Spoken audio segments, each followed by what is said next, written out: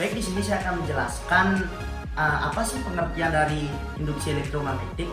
Pasti kebanyakan dari kalian sudah mengetahui apa sih itu fungsi dari elektromagnetik, pengertian, kemudian manfaat, karena sudah sangat sering sekali kita terapkan dalam kehidupan sehari-hari. Baik, di sini saya akan menjelaskan pengertian dari fungsi induksi elektromagnetik.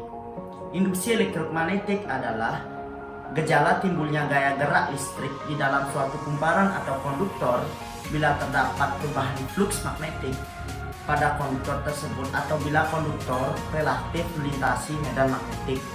Kemudian saya akan menjelaskan tujuan dari saya menganalisis data tersebut. Yang pertama, untuk mengetahui pengertian dari induksi elektromagnetik. Yang kedua, agar kita bisa mengetahui bagaimana sih prinsip kerja dari induksi elektromagnetik tersebut. Kemudian yang ketiga, agar kita bisa mengetahui benda-benda apa saja sih yang berkaitan dengan induksi elektromagnetik. Dan yang terakhir, agar dapat menjelaskan data fenomena dari induksi elektromagnetik tersebut. Baik, fungsi dari kipas angin mungkin sudah lumrah dalam pendengaran kita. Apa sih fungsi dari kipas angin tersebut? Baik, fungsi umum pada kipas angin tersebut adalah sebagai pendingin udara, kemudian penyegar udara, kemudian ventilasi yang memakai komponen panas, dan yang terakhir bisa juga terdapat di dalam laptop, kemudian mesin penyedot debu, dan lain-lainnya. Mungkin sangat sedikit sekali yang tahu manfaat dari kipas angin. Baik, di sini saya akan jelaskan apa sih itu manfaat dari kipas angin. Baik, yang pertama, dapat meningkatkan sirkulasi udara. Yang kedua, menghasilkan udara yang sehat. Yang ketiga, menghindari bau pengap di dalam ruangan. Dan yang terakhir, bisa penghemat listrik. Baik, apa kalian sudah tahu apa saja sih bagian-bagian dari kipas angin? Mungkin kalian hanya bisa menggunakan tanpa tahu bagian-bagian dari kipas angin tersebut.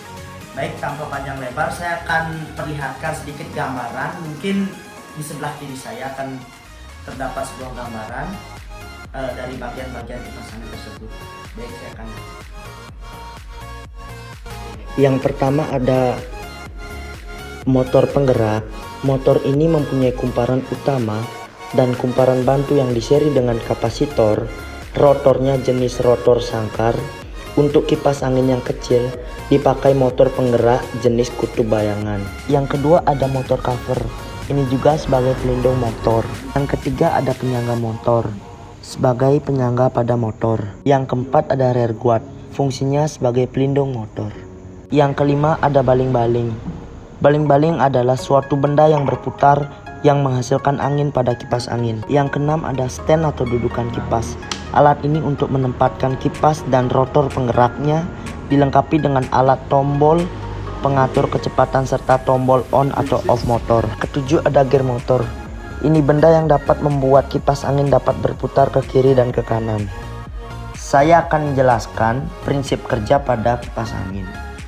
Pada umumnya, cara kerja kipas angin ada pada pemutar kipas angin yang digerakkan oleh motor listrik. Prinsip kerja yang digunakan adalah mengubah energi listrik menjadi energi gerak.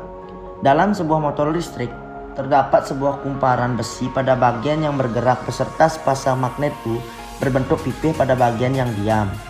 Listrik yang mengalir pada lilitan kawat dalam kumparan besi akan membuat kumparan besi menjadi sebuah magnet.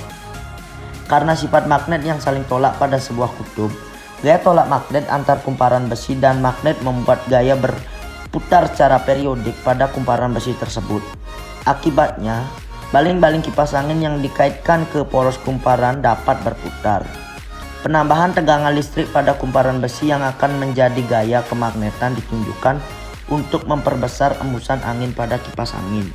Dari video tersebut, saya menemukan hasil analisis data yang dimana sistem kerja kipas angin menerapkan konsep gaya Lorentz. Gaya Lorentz menunjukkan bahwa kawat berarus yang berada dalam medan magnet akan mengalami gaya. Adanya gaya Lorentz dalam percobaan menimbulkan simpangan pada aluminium foil. Semakin banyak baterai yang dipasang pada rangkaian, maka semakin besar arus listrik dan gaya Lorentz-nya. Hal ini menunjukkan bahwa arus listrik sebanding dengan gaya yang ditimbulkan. Demikian juga dengan perubahan medan magnet yang diberikan akibat dari arah arus yang dimana I dan arah medan magnet atau B saling tegak lurus.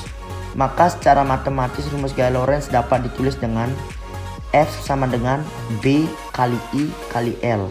Dari analisis data yang sudah saya buat, saya mendapatkan kesimpulan semakin besar gaya Lorentz yang dihasilkan, maka semakin cepat putaran pada baling-baling kipasnya.